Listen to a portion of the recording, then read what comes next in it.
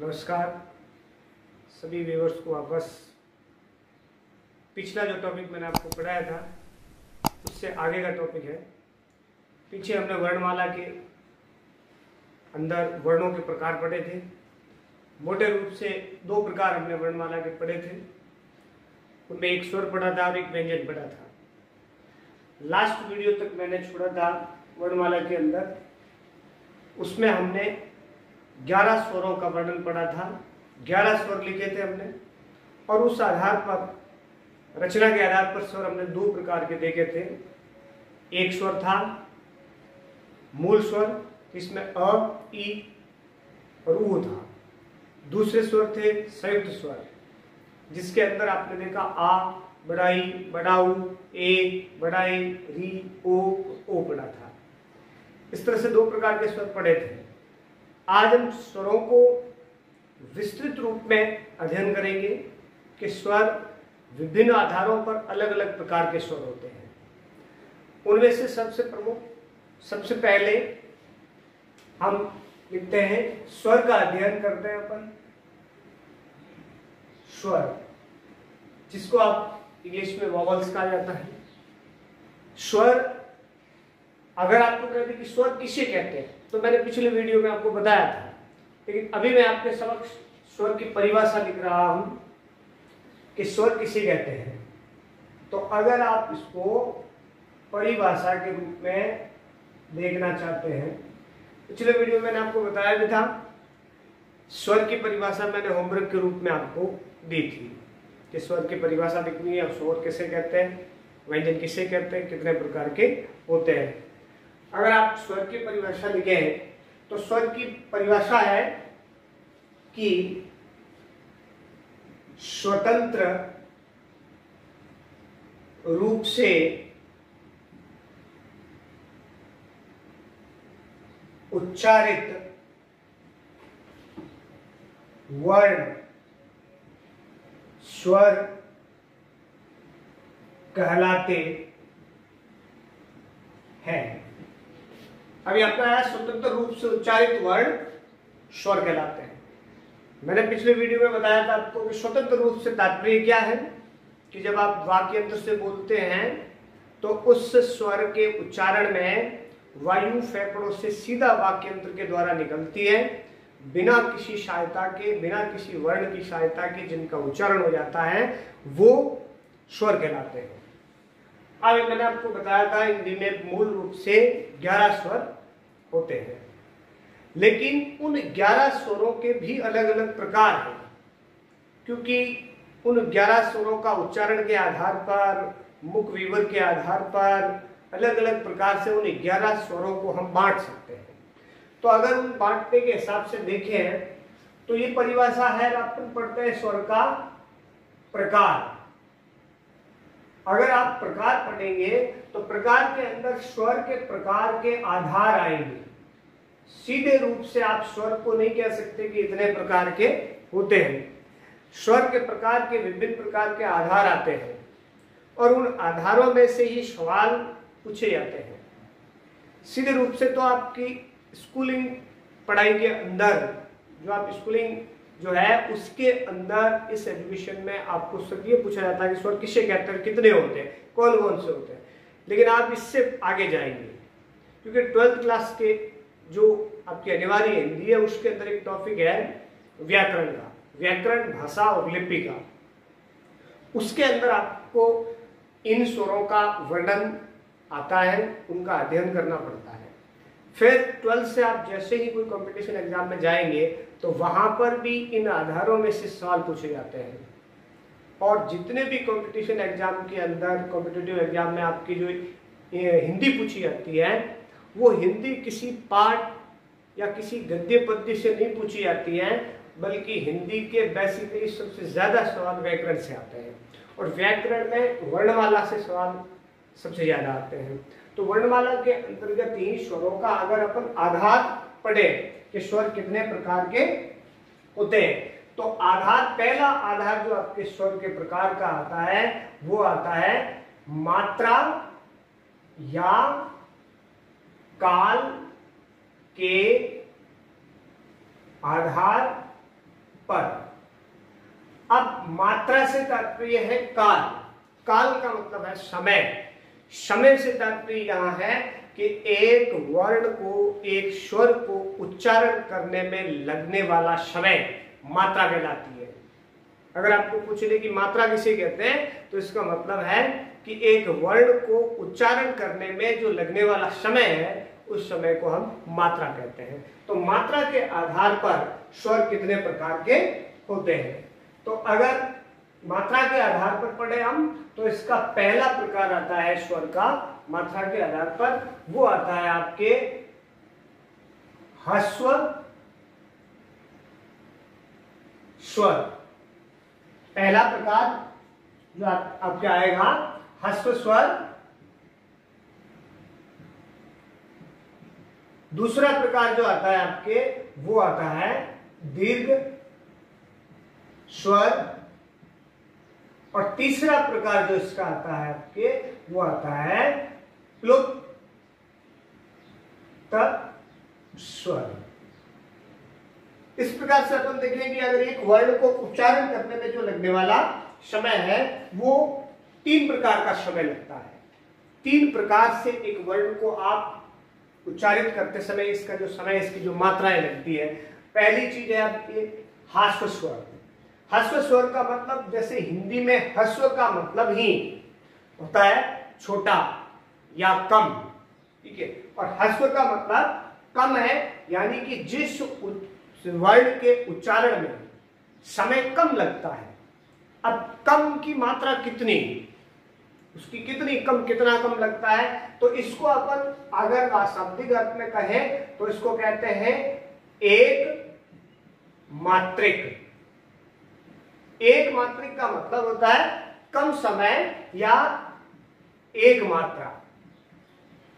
जिस वर्ण को, जिस स्वर को उच्चारण करने में कम समय लगता है, अर्थात जो एक मात्रिक वर्ण है या एक मात्रा वाले वर्ण है, उनको कहा जाता है ह्रस्व स्वर। इनको एक मात्रिक भी कहा जाता है, एक मात्रा भी कहा जाता है, कम स्वर वाला भी कह सकते हैं। ह्रस्व स्वर किसको कहते हैं कि जिन स्वरों के उच्चारण में कम समय लगता हो उन्हें, या न्यूनतम समय लगता हो, उन्हें ह्रस्व स्वर कहा जाता है। इनकी जो परिभाषाएं हैं वो मैं बोर्ड पे नहीं लिख रहा हूं, मैंने पहले भी बताया था आपको। मैं बोल रहा हूं, आपको होमवर्क के रूप में करनी है, आगे लास्ट में पूछा भी जाएगा, इसलिए इनको ध्यान से सुनना है। मैं इनको बार बार बोल रहा हूं, आराम से सुनो और सुन करके सीखना है आपको। उसके बाद में रिटर्न वर्क आपको अपनी कॉपी के अंदर बाद में करना है। तो अभी फिलहाल आपको पूछ ले कि अगर ह्रस्व स्वर किसे कहते हैं, तो इसकी परिभाषा क्या है कि जिन स्वरों के उच्चारण में समय कम लगता हो या एक मात्रिक स्वर हो, उन्हें ह्रस्व स्वर कहा जाता है। अब दूसरी बात आती है कि मात्रा के आधार पर दूसरा प्रकार है दीर्घ स्वर। जैसा कि आप जानते हैं कि दीर्घ का मतलब ये होता है बड़ा। दीर्घ का मतलब बड़ा। अब बड़ा से मतलब है ज्यादा, अधिक, यानी कि ह्रस्व का विपरीत है। ह्रस्व में कम समय लगता है तो दीर्घ में ज्यादा समय लगेगा। अब ह्रस्व में एक मात्रा होती है तो आप दीर्घ स्वर को द्विमात्रिक भी कह सकते हैं। ये द्विमात्रिक है, यानी कि 2 मात्रा। 2 मात्रा का मतलब अधिक समय, यहां आता है आपके कम समय।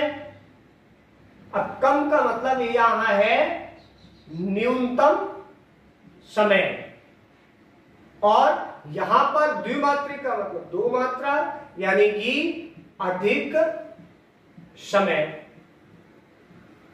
ठीक है। ये अधिक समय में आ जाता है।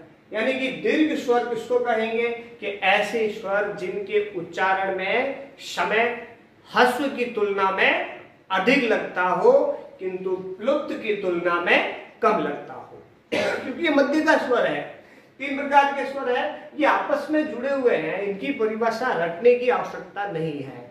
क्यों रटने की आवश्यकता नहीं है, सिर्फ समझना है, एक की परिभाषा से सारे याद हो जाएंगे। जैसे आपने से कहा कि ह्रस्व किसे कहते हैं, तो ह्रस्व का मतलब छोटा, दीर्घ का मतलब बड़ा, प्लुप्त का मतलब बड़े से भी बड़ा, ठीक है। अब इसका मतलब है यहाँ पर कि ह्रस्व किसको कहेंगे कि जिसमें समय एक मात्रा का लगता है, अर्थात कम समय लगता है, न्यूनतम समय लगता है, उसको ह्रस्व स्वर कहा जाता है। दीर्घ स्वर किसको कहते हैं? जो द्विमात्रिक होते हैं, दो मात्रा वाले, अर्थात जिसमें बोलने में ह्रस्व की तुलना में अधिक समय लगता है, उसको दीर्घ स्वर कहते हैं। अब प्लुप्त स्वर किसे कहते हैं? कि वो स्वर जिनका उच्चारण जो है वो अधिक होता है या अधिकतम। अधिक का मतलब कि न्यून से अधिक, कम से ज्यादा, लेकिन अधिकतम का मतलब अधिक से भी ज्यादा। कई ऐसे स्वर आते हैं जिनमें उच्चारण लंबा होता है। इसका एक छोटा सा उदाहरण है कि जैसे आप बोलते हैं या हम किसी को बोलते हैं, कई बार होता है कि किसी का नाम लंबा लेते हैं अपन, रा, ये नॉर्मल शब्द लिखा हुआ है राम, इसको अगर आप ऐसे बोलेंगे राम, ये इसका ऐसे उच्चारण अगर अपन इसका करेंगे तो ये राम शब्द के अंदर कौन सा स्वर लगा हुआ है? प्लुप्त स्वर लगा हुआ है। ऐसे कैसे अपन इसको बोलते हैं? ओम, ओम का उच्चारण करते हैं। अगर इसी को आप ऐसे बोलते हैं ओम, तो यहां पर कौन सा स्वर लगा हुआ है? प्लुप्त स्वर लगा हुआ है। ये प्लुप्त स्वर आता है। तो अगर अपन देखें कि मात्रा के आधार पर, काल के आधार पर स्वर कितने प्रकार के होते हैं, तो वो आपके आते हैं 3 प्रकार के, ह्रस्व स्वर, दीर्घ स्वर और प्लुप्त स्वर। 3 प्रकार के स्वर आते हैं। ह्रस्व स्वर का मतलब होता है छोटे स्वर। अगर नॉर्मल भाषा में अपन कहे तो इसमें आता है छोटे स्वर, ठीक है। दीर्घ स्वर का मतलब बड़े स्वर। प्लुप्त स्वर का मतलब जिसके उच्चारण में दीर्घ से भी ज्यादा समय लगता हो। तो ये मूल रूप से 2 प्रकार के हिंदी में स्वर आते हैं, ह्रस्व और दीर्घ स्वर में आते हैं। अगर अपन बात करें ह्रस्व स्वर की कि कौन कौन से ह्रस्व स्वर होते हैं, तो मैंने आपको यहाँ पर पहले भी बताया था, जो मूल स्वर होते हैं आपके अ, ई और उ, ये स्वर किसमें आते हैं? ह्रस्व स्वर के अंदर आते हैं, क्योंकि ये सभी एक मात्रिक शब्द हैं, वर्ण है, इसलिए ये ह्रस्व स्वर में आते हैं।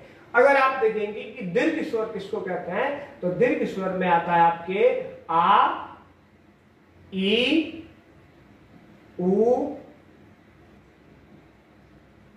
और ए, ओ और औ। ये सारे स्वर दीर्घ स्वर के अंतर्गत आते हैं।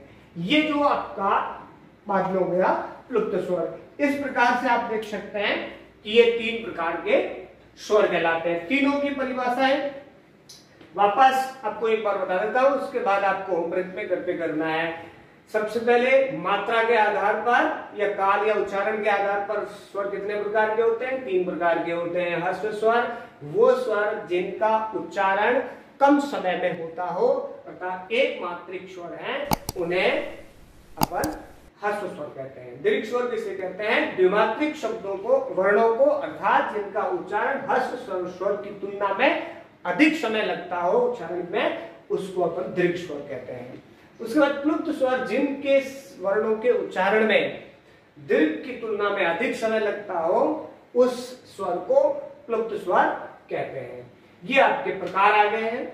और आगे कौन कौन से ह्रस्व, सवाल यहां से बनता है आपके, जब भी आप कोई भी कंपटीशन एग्जाम में 12th के बच्चे आगे नेक्स्ट जा करके अगले साल BSTC की तैयारी करेंगे या किसी भी प्रकार की तैयारी करेंगे जहां हिंदी के सवाल पूछे जाएंगे, वो यहां से पूछे जाते हैं। मान लो आपको एक सवाल पूछ लिया कि निम्न में से ह्रस्व स्वर है, फिर आपको इन तीनों में से कोई एक ऑप्शन दे दिया गया, या पूछ लिया निम्न में से ह्रस्व स्वर नहीं है, और फिर ये 3 ऑप्शन देकर के एक चौथा आपको आ दे दिया, ई कोई भी दे दिया, तो इन तीनों के अलावा कोई भी आता है तो वो ह्रस्व स्वर में नहीं आता है। और अगर सवाल पूछ लिया जाता है कि निम्न में से ह्रस्व स्वर है, तो इन तीनों में से एक ऑप्शन होना जरूरी है।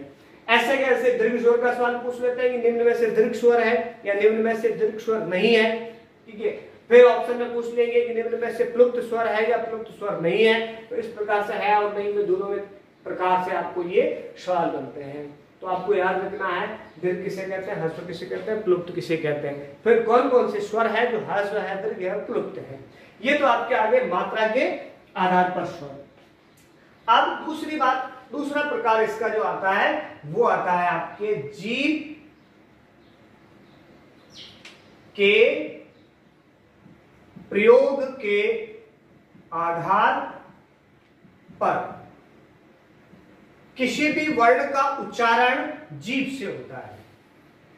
जीभ भाषा में सबसे महत्वपूर्ण इकाई होती है। जीभ के बगैर किसी भी भाषा का उच्चारण करना नामुमकिन है।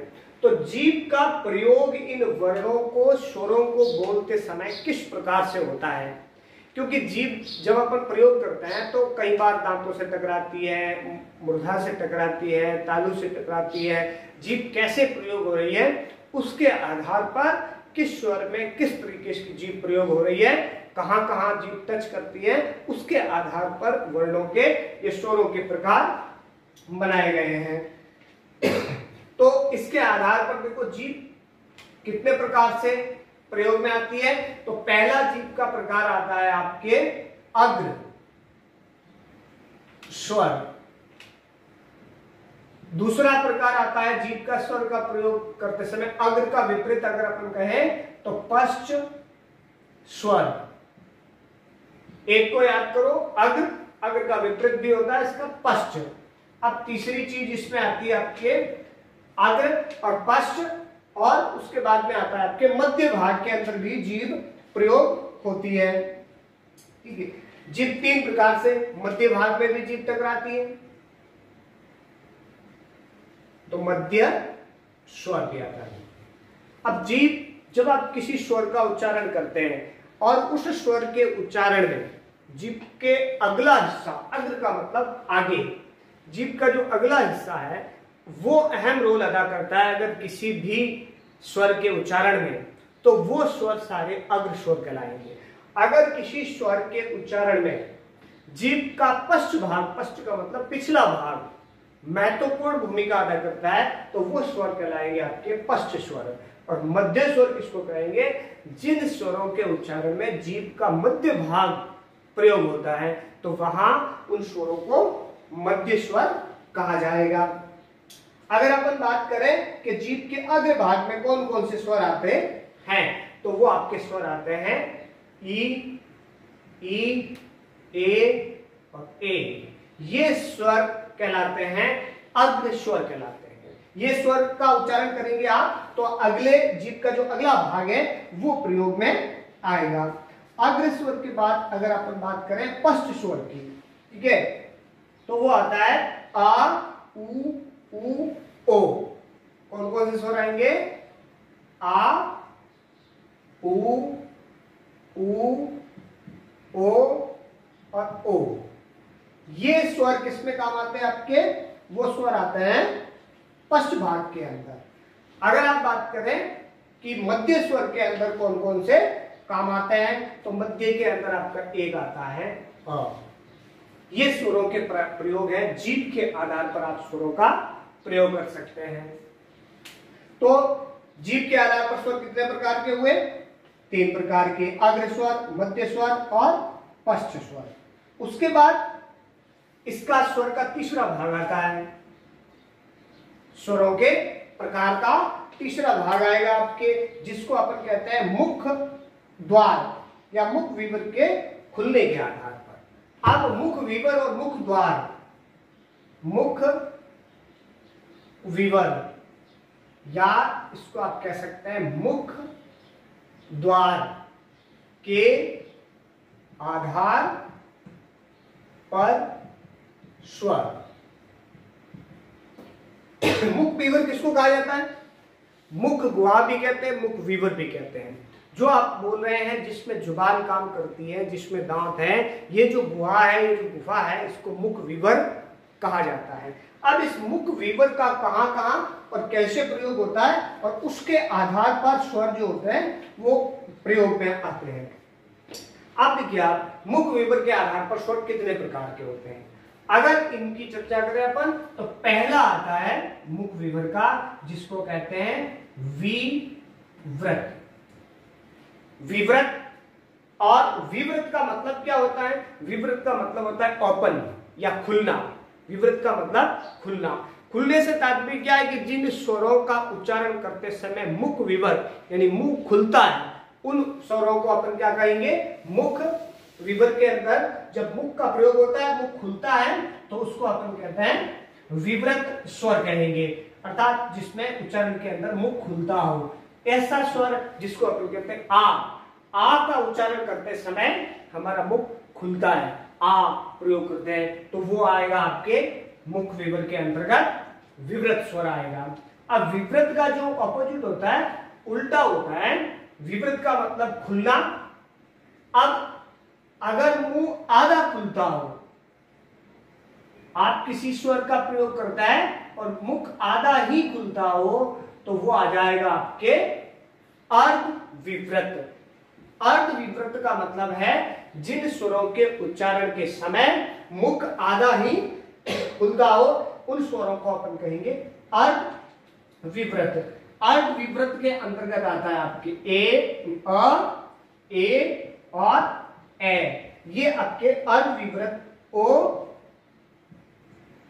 और अ, ये अर्ध विवृत के अंतर्गत स्वर आते हैं। और तो मुख विवर के आधार पर कितने प्रकार के विवृत, विवृत का मतलब खुलना, यानी जिन वर्णों का उच्चारण करते समय मुख खुलता हो, जिसमें आ है तो विवृत। अर्ध विवृत का मतलब जिसमें मुख आधा खुलता हो, जिसे अ, ए, ओ, इनको अपन कहेंगे अर्ध विवृत। उसके बाद में तीसरा नंबर आता है आपके, जिसको अपन कहते हैं समृत। समृत का मतलब होता है बंद होना। समृत का मतलब बंद है, तो यहां बंद से तात्पर्य है कि जिन वर्णों का उच्चारण करते समय मुख लगभग बंद हो जाता हो। अब यहां बंद का मतलब क्लोज होने का मतलब ये नहीं है कि मुख किसी भी वर्ण का उच्चारण आप मुख बंद करके नहीं कर सकते। तो यहां बंद से तात्पर्य है कि जिन स्वरों का उच्चारण करते समय मुख लगभग बंद होता है, ऐसा प्रतीत होता है कि उसका मुख बंद है, लेकिन थोड़े से खुले होने के बाद भी उसमें से अगर ध्वनि का संचार होता है तो वो आपके आ जाता है समृत के अंतर्गत। और समृत जो वर्ण होता है उसमें आता है आपके ए और ओ, दो वर्ण आते हैं, इनको अपन क्या कहते हैं समृत वर्ण।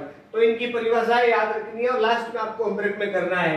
विवृत का मतलब होता है ओपन होना, खुलना, यानी जिन वर्णों के, जिन स्वरों के उच्चारण में मुख पूरी तरह खुलता हो उन्हें विवृत स्वर कहते हैं। अर्ध विवृत जिन वर्णों के उच्चारण में मुख आधा खुलता हो उसे अर्ध विवृत कहते हैं।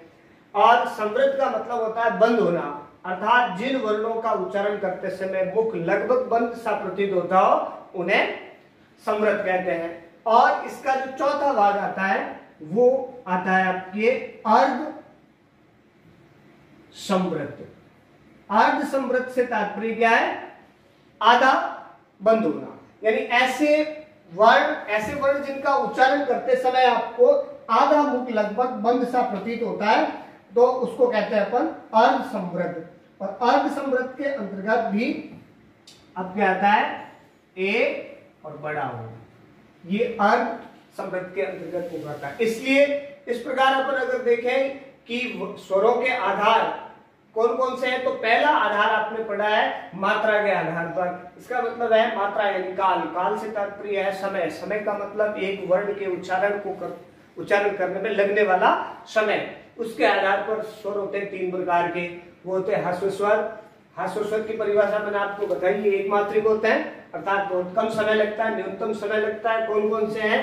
मूल स्वर तीन, अ, ई और उ ह्रस्व स्वर कहलाते हैं। दीर्घ स्वर, दीर्घ का मतलब बड़ा, अर्थात ह्रस्व की तुलना में जिनका उच्चारण करने में समय ज्यादा लगता हो, अर्थात द्विमात्रिक शब्द होते हैं, वर्ण होते हैं, इनमें समय अधिक लगता है। आ, ई, उ, ए, ओ और ओ होते हैं, ये दीर्घ स्वर में आते हैं। प्लुप्त स्वर का मतलब है दीर्घ की तुलना में ज्यादा समय लगता, यानी अधिकतम समय, तो वो आता है प्लुप्त स्वर, जिसमें आपका ओम आता है या किसी स्वर को लंबे के समय के अंदर आपको बोलना होता है। इसका उच्चारण तो आप राम करेंगे, इसका उच्चारण करेंगे राम, तो वो स्वर जो आता है आपके प्लुप्त स्वर के अंतर्गत आता है। दूसरा स्वर का आधार है वो है आपके जीभ के प्रयोग के आधार पर।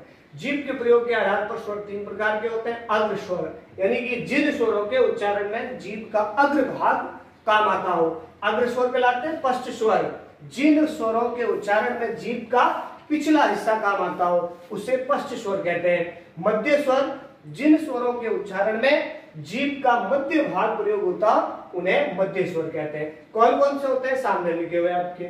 उसके बाद तीसरा प्रकार जो आता है स्वर का, वो आधार है मुख विवर। मुख विवर का मतलब होता है जो हमें मुख दिखता है जिसके अंदर दांत और जीभ होती है, इस मुख गुहा को ही मुख द्वार कहते हैं या विवर कहते हैं। इसके प्रयोग के आधार पर स्वर 4 प्रकार के होते हैं। अगर मुख पूरी तरह से खुल रहा है किसी वर्ण का उच्चारण करते समय तो वो विवृत स्वर कहलाते हैं, अर्थात आप बोलते समय मुख पूरा खुलता है इसलिए इसको विवृत स्वर कहा जाता है।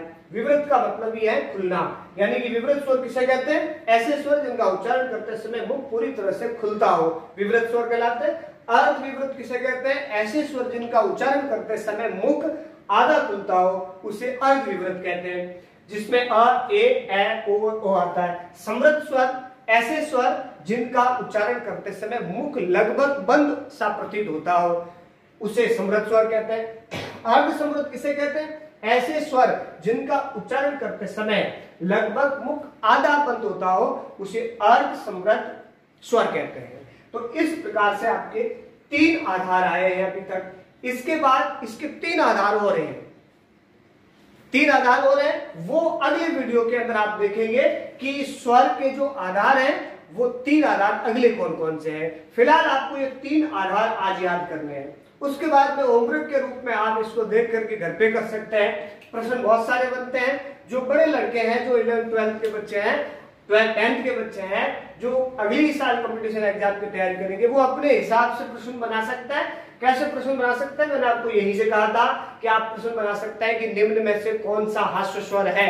तो 3 प्रश्न बनते हैं, आपको 4 दूसरे स्वर ले लेना, एक और ले लेना, फिर 4 दूसरे स्वर, फिर ई ले लेना, फिर 4 दूसरे स्वर और ऊ ले लेना। तो 3 प्रश्न आपके कॉम्पिटिशन के यहाँ से बन जाते हैं कि निम्न में से हास्य स्वर है। उसके बाद में इसका ऑपोजिट बनता है कि निम्न में से हास्य स्वर नहीं है, तो आपको ये 3 ले लेना और एक चौथा ऑप्शन दूसरा कोई स्वर लेना, वो आपका राइट ऑप्शन उत्तर हो जाएगा। ऐसे कैसे आपका ये दीर्घ स्वर पर भी ऐसे कंपटीशन के सवाल बनता है कि निम्न में से दीर्घ स्वर है, निम्न में से दीर्घ स्वर नहीं है, ये बना सकते हैं। जो आपके 7th के 6th के 8th के 9th के बच्चे हैं उनके लिए ये सवाल ये बनते हैं आपके कि स्वर किसे कहते हैं और इसके प्रकार के आधार कौन कौन से हैं। ये प्रश्न बना करके आप लिख सकते हैं कि स्वतंत्र रूप से उच्चारित वर्ण स्वर कहलाते हैं। उसके बाद स्वर के प्रमुख आधार, पहला आधार है आपके ये जिसमें मात्रा का मतलब समय या काल, 3 आधार है। फिर जीभ के प्रयोग के आधार पर भी 3 है और फिर मुख विवर के प्रयोग के आधार पर 4 प्रकार के। इन चारों के सवाल आप बन सकते, ये भी बना सकते हैं सवाल मुख विवर के आधार पर स्वर कितने प्रकार के होते हैं, जीभ के प्रयोग के आधार पर स्वर कितने प्रकार के होते हैं, कौन कौन से, और मात्रा के आधार पर स्वर कितने प्रकार के और कौन कौन से होते हैं। फिर बहुत से सवाल बनते हैं, हास्य स्वर किसे कहते हैं, दीर्घ स्वर किसे कहते हैं, प्लुत स्वर किसे कहते हैं, अग्र स्वर किसे कहते हैं, पश्च स्वर किसे कहते हैं। इन सारे के प्रश्न बना करके आप अपनी होमवर्क की कॉपी में करिए और करने के बाद आपको एक अलग अलग व्हाट्सएप ग्रुप के द्वारा भी आपको पहुंचाया जा रहा है। उसमें सवाल पीछे मैंने कुछ बच्चों को भेजे थे, वो सवाल आप करिए, करके होमवर्क कॉपी के अंदर उसका फोटो लीजिए और फोटो लेकर के ग्रुप के द्वारा मुझसे वापस चेक करवा दीजिए आप कौन कौन से बच्चे करते हैं कौन से नहीं करते हैं। अगर कुछ बच्चे इसमें नहीं कर रहे हैं तो उनको भी आप शेयर करके उनको आप प्रेरित कर सकते हैं और अपनी पढ़ाई को इस लॉकडाउन के दौरान भी जारी रख सकते हैं। धन्यवाद।